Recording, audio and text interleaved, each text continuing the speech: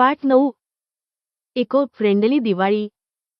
दिवाळी, दिव्यांचा सण यांचे आपल्या हृदयात आणि घरांमध्ये एक विशेष स्थान आहे.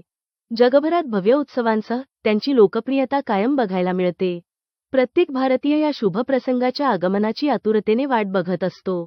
दिवाळीमध्ये पेटविले जाणारे दिवे हे अनेकदा अंधार आणि अज्ञान दूर करण्याचे, सकारात्मकतेला आमंत्रण देण्याचे व सभोवतालचे वातावरण स्वच्छ करण्याचे प्रतीक मानले जाते.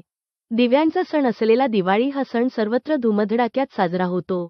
पण सण साजरा करताना आपण पर्यावरणाकडे मात्र दुर्लक्ष करतो.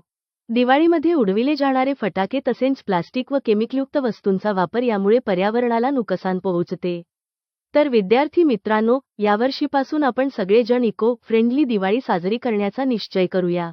यात सगळे काही नैसर्गिक असेल, त्यामुळे तुमच्या कलागुणांनाही एक संधी मिळेल. फटाक्यांपासून 4 हात लांब फटाक्यांपासून दूर राहणे कसे शक्य होईल?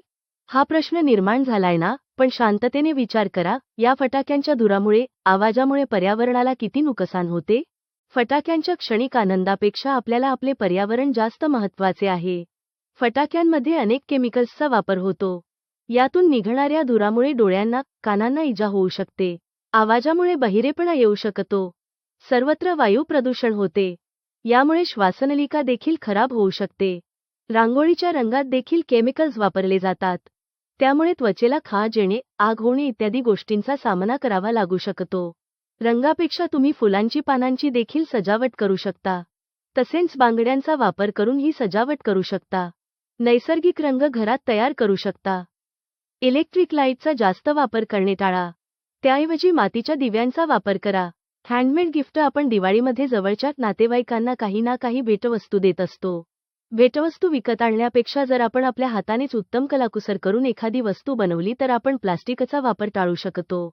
तसेच आपण ज्यूटसारख्या नैसर्गिक साहित्यापासून बनवलेल्या वस्तूही देऊ शकतो. उपयोगी दान. दिवाळी आली की स्वच्छतेला सुरुवात होते. घराची साफ-सफाई करताना अनेक गोष्टी चांगल्या असतात, पण त्यांची आपल्याला गरज नसते. तेव्हा त्या वस्तू फेकून न देता, त्या एखाद्या गरजू व्यक्तीला देऊन टाकाव्यात. यातून तुमची नक्कीच प्रशंसा होईल.